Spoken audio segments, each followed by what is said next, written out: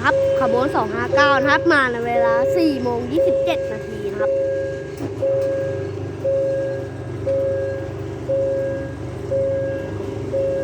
โอ้ย9นะครับ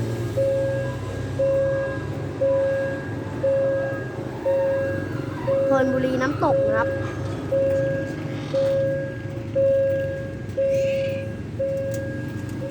ขบวน259นะครับดูกัน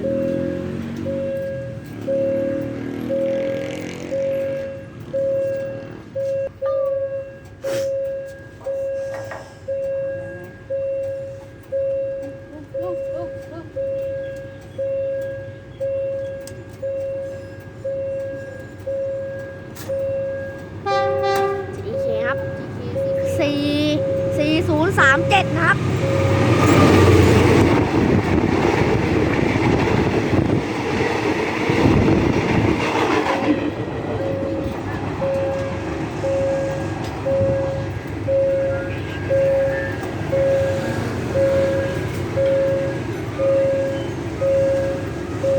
ไปครับ